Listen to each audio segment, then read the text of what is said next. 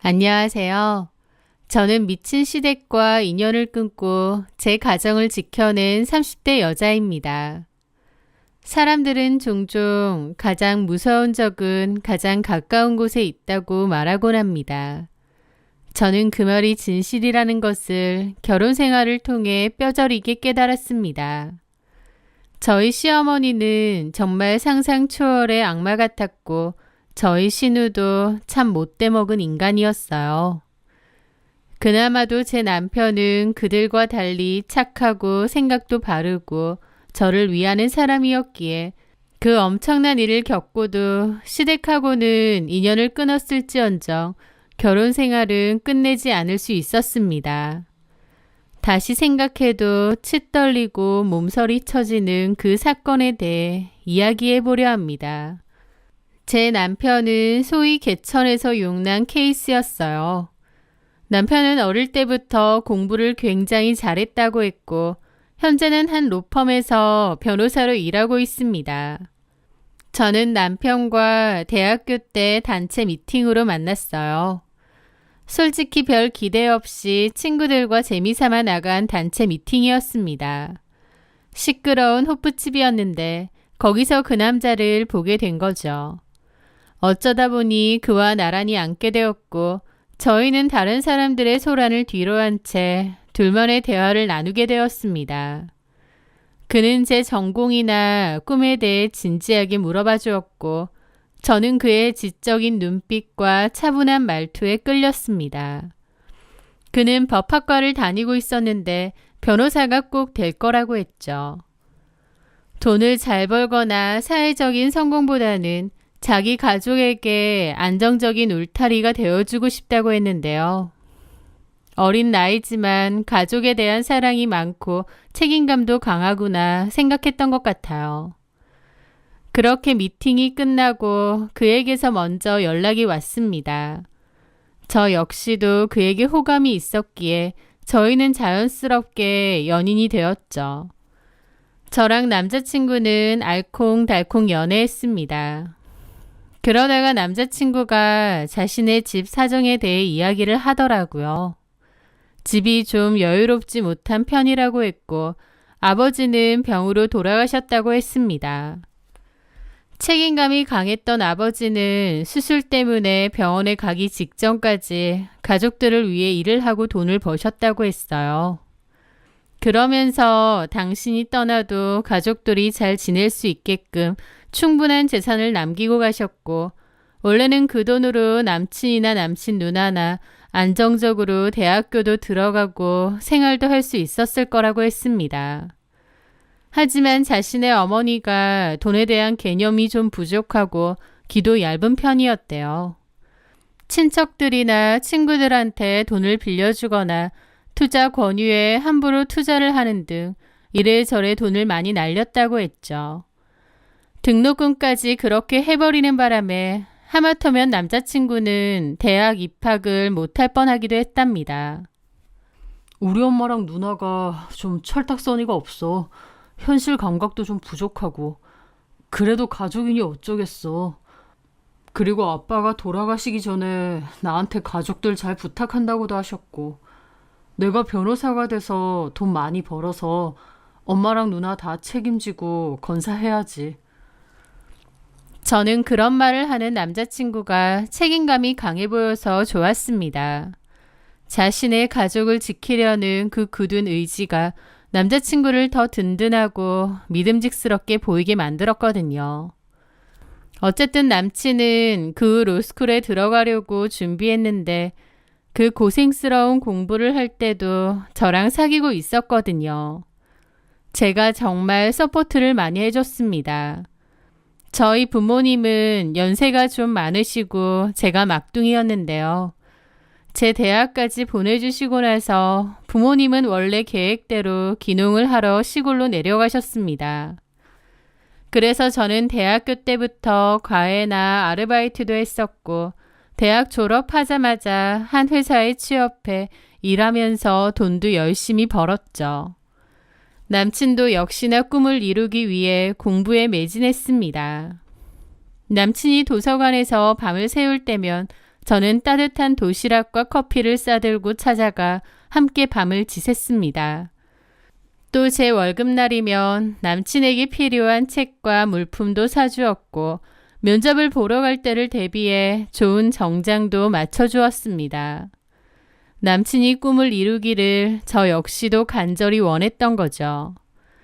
남친은 그때마다 제 손을 잡고 선주야, 내가 이 은혜는 평생 잊지 않을게.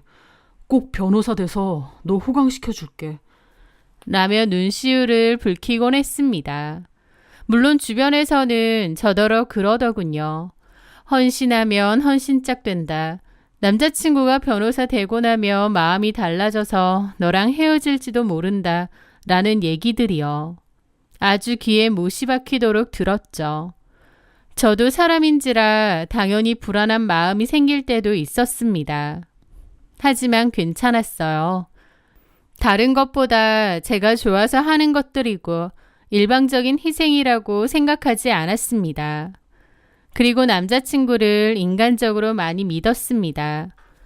그리고 제 믿음은 틀리지 않았어요. 남자친구는 후에 정식으로 변호사가 되었고 유명 로펌에 들어간 지 딱 1년 뒤에 제게 청혼을 했거든요.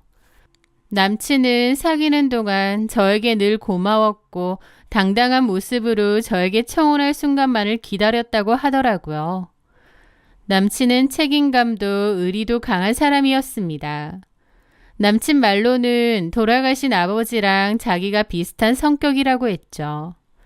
그런 듬직한 모습만으로도 너무 좋은 배우작감이라고 생각했어요. 그렇게 남친은 저에게 결혼을 하자고 했고 저도 당연히 좋다고 했습니다. 행복한 마음으로 양가의 인사를 드리고 본격적으로 결혼을 준비를 하기로 했죠. 그런데 예상치 못하게 남자친구의 어머니가 갑자기 저를 반대하셨어요. 어머님은 저희가 사귀는 사실을 진작에 알고 계셨고 심지어 사귀는 동안에 만나뵌 적도 있었습니다.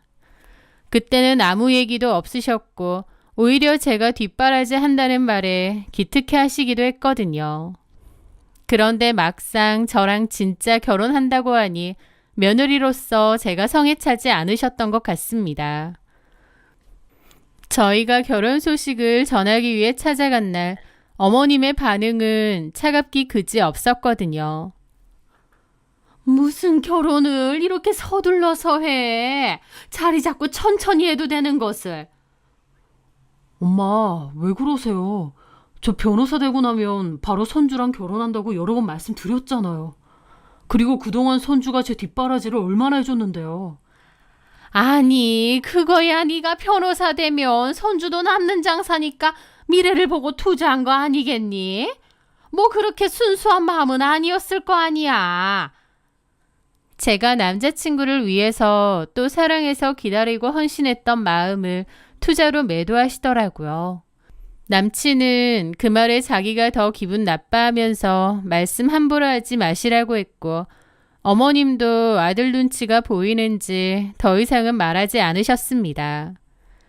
남자친구는 저에게 미안하다고 했지만 저는 어머님이 이렇게 저를 마음에 안 들어 하신다는 사실만으로도 충격이 컸죠. 흔쾌히 결혼 허락을 하실 줄 알았는데 그게 아니었던 거니까요. 게다가 나중에 저한테 따로 연락하셔서는 한번 만나자고 하셨어요. 창민이한테는 말하지 말라고 하시면서요. 그렇게 밖에서 만나게 되었는데 남친의 누나도 같이 나왔더라고요. 그리고 그 두 사람은 노골적으로 결혼을 반대하면서 저를 깎아내리시는 겁니다. 남친이 이제 번듯한 변호사고 유명 로펌 들어가서 돈도 잘 버는데 마음만 먹으면 얼마든지 잘 사는지 더 잘난 여자를 며느리로 맞이할 수 있다고. 창민이를 생각하면 더 좋은 조건의 여자를 만날 수 있게 행복을 바래줘야 되는데 제가 너무 욕심을 부리는 거 아니냐고 하시는 거예요. 어머님도 어머님이지만 남친 누나는 더더욱 말을 직설적으로 막 하는 겁니다. 솔직히 우리 창민이 앞길에도 도움이 될 만한 여자가 며느리로 들어오는 게 맞다고 생각하지 않아? 우리 창민이가 워낙 책임감도 강하고 의리가 있어서 선주 너한테 프로포즈도 한 것 같은데 양심이 있으면 네가 거절해야지. 막말로 선주 네가 우리 창민이를 위해서 뭘 해줄 수 있는데? 우리 창민이 사무실을 차려줄 수 있어? 아니면 앞길에 도움이 돼줄 수 있어? 라더군요. 저한테 막 따지는데 좀 어이없었죠. 제가 남자친구와 사귀는 동안에는 언니랑 잘 지냈었습니다. 가족 같은 사이라고 생각했기에 언니한테 주라면서 선물도 종종 보내주기도 했고요. 언니가 취업한다고 했을 때 면접용으로 쓰라고 구두 상품권도 줬었고 아이패드도 선물해 준 적 있어요. 그 외에도 이래저래 선물도 많이 하고 잘 지냈습니다. 그때는 고맙다면서 내 동생이 여자친구 하나는 잘 뒀다 어쩐다 했었는데 이제 와서 제가 수준에 안 맞다고 자기 동생이랑 헤어지라는 거예요. 그 상황이 너무 비참하고 기가 막혔습니다. 내가 왜 이런 모멸감을 느껴야 되나 싶었죠. 저도 저희 집에서는 귀한 딸인데요. 그래서 남자친구에게 이별을 고했습니다. 니네 엄마랑 누나가 나를 탐탁치 않아 하는데 나는 그런 결혼하고 싶지 않다고요. 하지만 남자친구는 자기 엄마랑 누나가 하는 말은 중요치 않다고 저랑은 절대 못 헤어진다고 매달리더라고요. 하지만 저는 어머님과 누나의 횡포에 마음을 너무 다쳐서 진심으로 헤어지고 싶었습니다. 결혼해서 잘 지낼 자신도 없었고요. 하지만 남친은 저랑 절대 못 헤어진다고 엄마랑 누나는 자기가 설득하겠다고 했습니다. 그리고 만약 설득이 안 되면 엄마랑 누나의 의견은 무시하고 그냥 저랑 결혼을 강행할 거라고까지 하면서요. 남자친구가 그렇게 말해주니 솔직히 고맙기도 하고 그 진심이 더욱 와닿더라고요. 결국 남자친구는 무조건 저랑 결혼하겠다고 강하게 몰아붙였습니다. 허락 안 해주면 인연 끊겠다는 소리까지 하면서요. 남친이 그렇게 나오니 어머님도 마지못해 허락해 주셨고 저희는 힘겹게 결혼에 꼴이 나게 되었죠. 하지만 결혼 후에도 어머님은 제가 계속 탐탁치 않으셨는지 제 앞에서 대놓고 아쉬움을 표현할 때가 많으셨습니다. 그런 게 너무 스트레스이기도 했지만 그래도 남편이 워낙 저에게 잘했다 보니 그러려니 하고 참았습니다. 그러던 어느 날 어머님 신우와 같이 백화점에 갔는데요.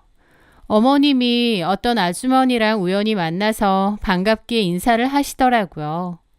그 아주머니는 딸이랑 같이 있었는데 어머님이 특히 그 딸을 너무 좋아하고 반가워하는 겁니다. 나중에 알고 보니 어머님은 그 아주머니의 딸을 며느리로 삼고 싶었던 것 같더라고요. 그 아주머니네 남편이 대학 교수고 그 아주머니는 건물주라고 했습니다. 그 딸은 유학파 출신의 음대를 나왔고 현재는 큰 입시 전문 음악학원을 운영한다더라고요. 친정도 잘 살고 그 딸도 유학파 출신의 돈도 많은 데다 무엇보다 그 딸이 저희 남편에게 호감이 좀 있었대요. 저희 남편은 그 여자에게 관심 없고 저밖에 없었지만 저희 어머님 입장에선 너무 혹하고 아까운 며느리감이었던 거죠. 그러면서 제 앞에서도 노골적으로 그 딸을 칭찬하고 아쉬워하는 모습도 보이셨습니다. 신우까지 같이요. 아휴, 쟤는 언제 봐도 저렇게 세련되고 예쁘니. 가만히 있어도 분해가 난다. 진짜 부자니까 분해가 나겠지. 제가 우리 창민이한테 마음이 좀 있었는데 아휴, 둘이 잘 됐으면 얼마나 잘 어울릴까. 그러게 우리 창민이한테 의리의리한 변호사 사무실도 바로 차려줬을지도 몰라. 아휴, 그것뿐이겠니? 저 집에 돈이 얼만데. 아휴, 내 팔자야. 제 앞에서 그러시는 겁니다. 그러한 행동들이 너무 거북하고 기분도 나빴지만 괜한 자격지심 소리 들을까봐 그냥 가만히 있었습니다. 속으로 그 모든 게 너무 상처였어요. 결혼하고 나서도 어머님이 나를 며느리로 인정하지 않고 계속 아쉬워하신다는 게요. 가정의 분란을 일으키고 싶지 않아 남편에게도 말하지 않고 꾹꾹 참았지만 제 마음에는 상처가 차곡차곡 쌓였죠. 그러다가 신우도 그맘때 갑자기 결혼을 하게 되었습니다. 신우네 남편 될 사람은 회계사라고 했는데 집이 엄청 잘 산다고 하더라고요. 상대 남자는 신우보다 9살이 많다고 했습니다. 남자 쪽에서 결혼을 서둘러서 만난 지 3개월 만에 결혼을 했는데요. 남자 쪽 나이가 있다 보니 최대한 빨리 아이를 가졌으면 한다더라고요. 신우의 시댁과 남편이 신우에게 바라는 건 아이를 빨리 가지는 것 뿐이라고 할 정도였습니다. 그래서 신우도 신혼 초부터 아이를 가지려고 부단히 노력했는데 아이가 잘 안 생긴다고 하더라고요. 그걸로 신혼 초반부터 난임센터 다니고 엄청 고생을 했습니다. 제가 볼 땐 남자 쪽 문제가 큰 것 같은데도 남자는 적극적으로 치료를 안 하고 신우 혼자만 죽어나는 느낌이었죠. 하지만 신우도 반드시 아이를 가지겠다며 인공수정도 하고 시험관도 하면서 적극적이었습니다. 그런데 공교롭게 그맘때 제가 먼저 임신을 하게 되었습니다. 신우가 그토록 아이를 원하는 상황에 제가 먼저 임신이 돼버리니까 분위기상 민망하기도 했죠. 하지만 저도 남편도 아이를 원했기에 기뻤습니다. 신우는 제가 임신했다는 걸 알고 속상해 하더라고요. 자기는 안 돼서 아등바등 하는데 저는 자연 임신으로 가졌다고요. 신우가 짜증도 많이 부리고 히스테리도 많이 부렸는데 스트레스가 심한가 보다, 많이 힘든가 보다 좋게 이해를 했습니다. 하여튼 그러던 와중 어머님이 저한테 보약을 보내셨더라고요. 저한테도 좋고 아이한테도 좋은 거라고 하시면서요. 저를 그토록 며느리로 인정하지 않으셨는데 이제 임신까지 했으니 이제야 완전히 며느리로 받아들이시는가 보다 해서 기분이 좋았습니다. 선주야, 내가 너 위해서 특별히 지어온 거다. 우리 대를 이을 귀한 손주인데 튼튼하게 태어나야지. 너도 몸보신 해야 되고 이게 여자 자궁 건강에도 그렇게 좋댄다. 아는 사람만 가는 곳이야. 얼마나 유명한지 예약하기도 힘들고. 그러면서 약을 꼭 잘 챙겨 먹으라고 하셨습니다. 그런데 유명하다고 하지만 딱히 한의원 이름도 없고 포장도 좀 이상하긴 하더라고요. 어쨌든 어머님이 저를 위해서 챙겨준 거다 보니 저도 초반에는 조금 챙겨 먹었습니다. 그런데 먹고 나면 속이 안 좋고 또 정체불명의 약이다 보니 먹는 동안에도 좀 찝찝하기도 하더라고요. 그래서 엄청 꼬박꼬박 열심히 먹지는 않았고 생각날 때만 한 번씩 먹게 되었습니다. 그런데 그맘때 사촌 언니가 집에 놀러 왔는데요. 제가 약 먹는 걸 보고 이런 걸 왜 함부로 먹느냐 그러더라고요. 사촌 언니는 약사인데 임신했을 때 한약 같은 건 웬만하면 함부로 먹지 말라고 당부를 하는 겁니다. 저도 가뜩이나 정체불명의 약이라서 먹어도 되나 싶었는데 언니 얘기 듣고 보니 좀 그렇더라고요. 그래서 일단 안 먹고 놔두었는데요. 어머님은 자꾸 얼마나 남았느냐, 남은 게 몇 개인지 사진을 보내라고 하시는 거예요. 다 먹으면 또 해주신다고요. 그래서 좀 먹은 척 몇 개를 빼서 사진을 보내드리곤 했는데 어머님을 속이는 것 같아서 죄송하기도 하고 곤란하기도 했죠. 그런데 그맘때 신우가 볼 일이 있어서 저희 집에 왔다가 그 약을 발견했습니다. 신우는 난임으로 스트레스를 많이 받아 무척 예민하고 지쳐 보였어요. 그런데 그 약에 관심을 가지더라고요. 어머 옳게 이게 전에 엄마가 말했던 자궁 튼튼하게 해주는 그 약이야? 저는 맞다고 했는데 신우이는 자기는 왜 안 챙겨주냐며 대놓고 서운한 티를 냈습니다. 옳겐 좋겠다. 엄마가 이렇게 귀한 것도 챙겨주고 나는 엄마랑 전에 한바탕 싸워서 그런지 이런 거 하나도 안 챙겨주네.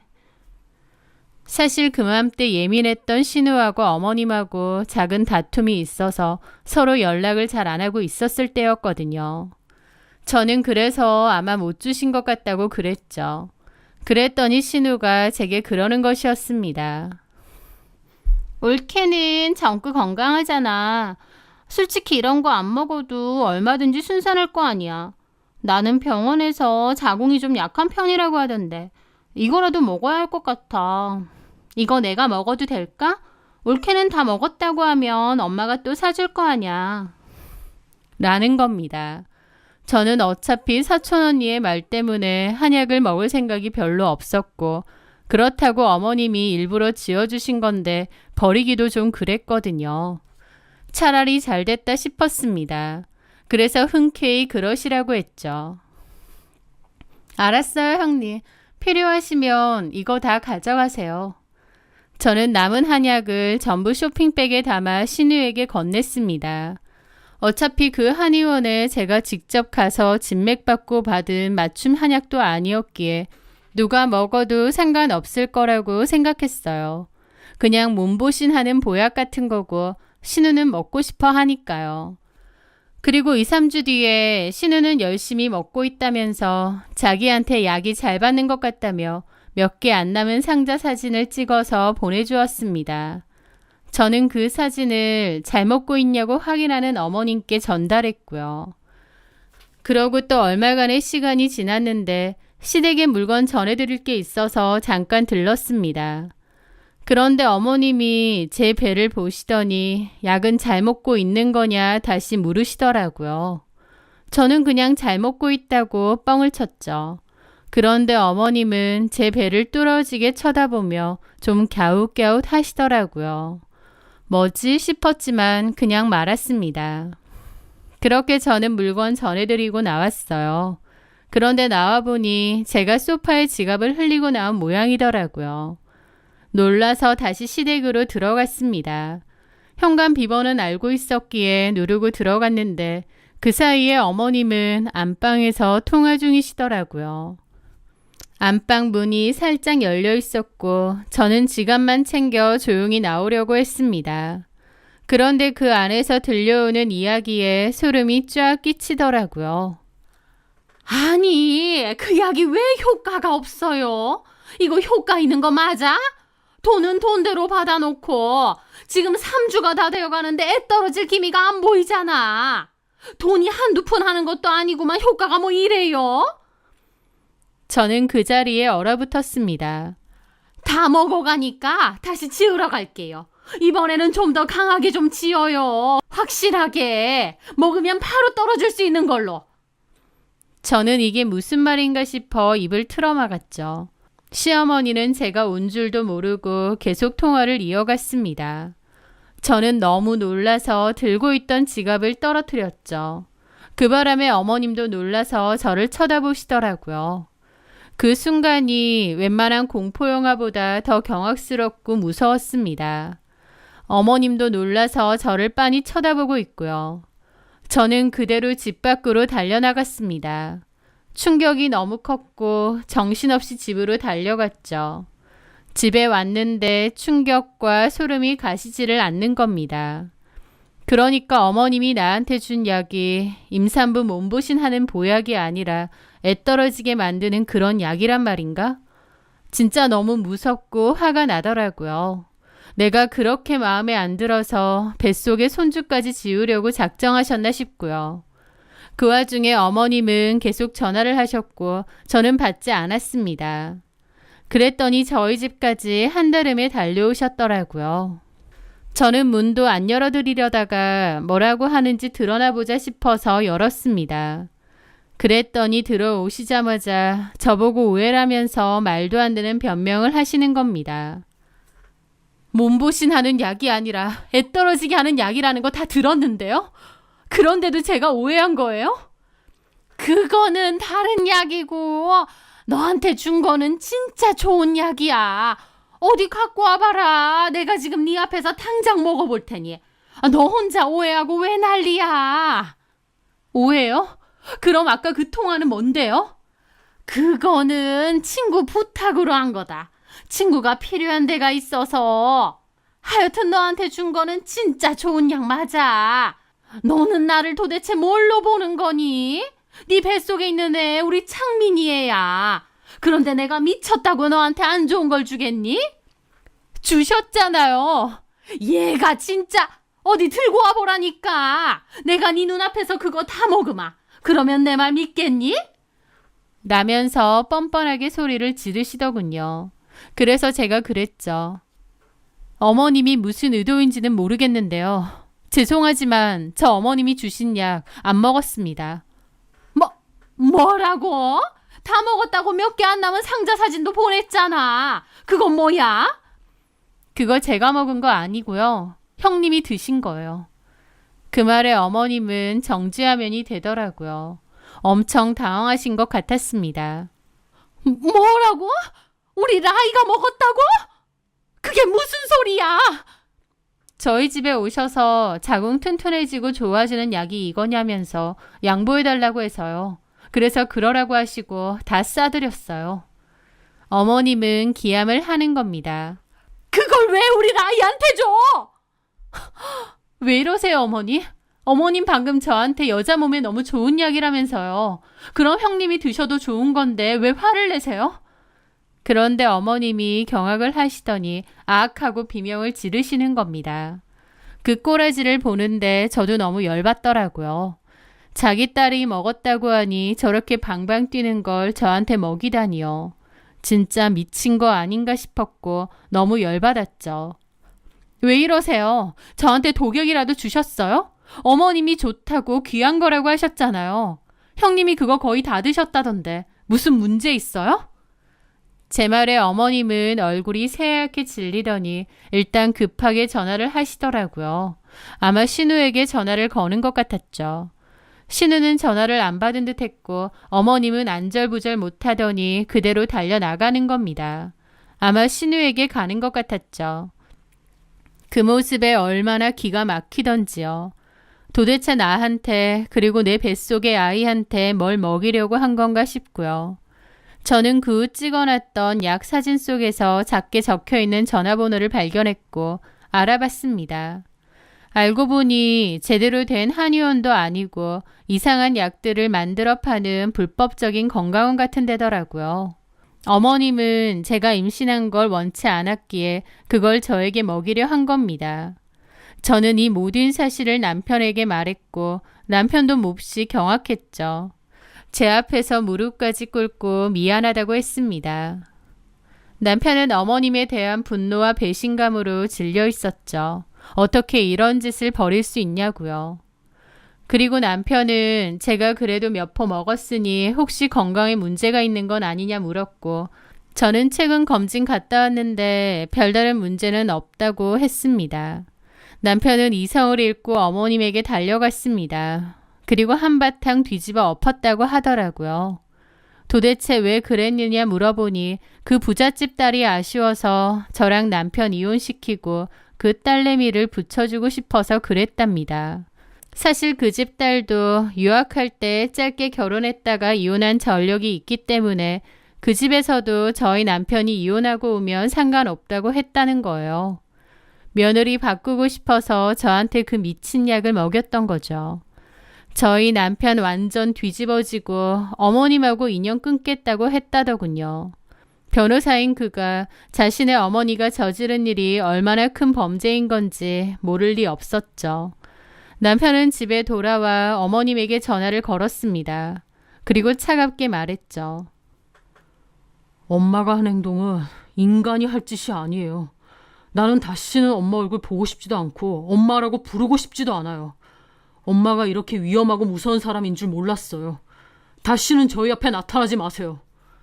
라고요.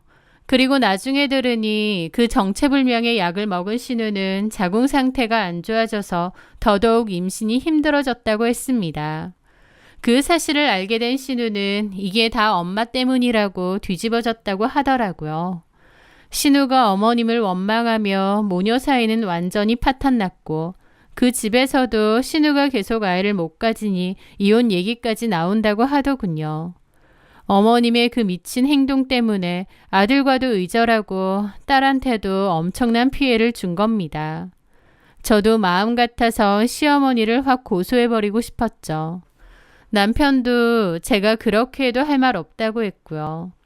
하지만 저는 내 몸에 문제는 없었으니 괜찮다고, 다만 다시는 어머님 얼굴을 보고 싶진 않다고 했습니다.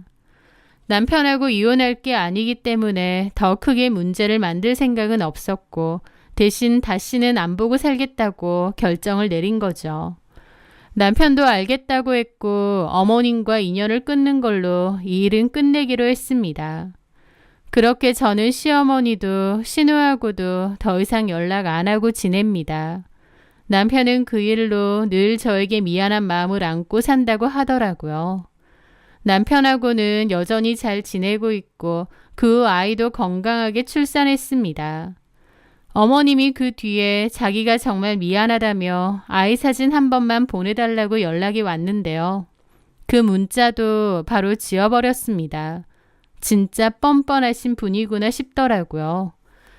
가끔 문득 그날의 일이 떠오르면 아직도 온몸에 소름이 돋습니다. 한 사람의 삐뚤어진 욕심이 자신의 핏줄인 손주를 해치려고까지 했다는 사실이 믿기지 않아서요. 돈이 무엇이기에, 욕심이 무엇이기에 사람을 그토록 악마로 만들 수 있는 걸까 궁금합니다. 결국 어머님이 저를 해치기 위해 준비했던 그 독은 고스란히 그녀의 딸에게로 향했지만요. 남을 저주하면 그 저주가 결국 자기 자신에게 돌아온다는 말이 이렇게 무섭게 실현될 수도 있구나 싶었습니다. 하지만 저는 이 모든 지옥 같은 일을 겪고도 저희 가정을 지킬 수 있었습니다. 남편은 자신의 어머니가 저지른 끔찍한 잘못 앞에서 저에게 진심으로 사과했고 무조건적인 제 편이 되어주었습니다. 그랬기에 저도 이혼까지는 가지 않았던 것 같고요. 어머님과 신우와의 인연은 끝났지만 지금 제 가정은 끝까지 잘 지키며 보란듯이 행복하게 살려고 합니다. 긴 제 이야기 들어주셔서 감사합니다.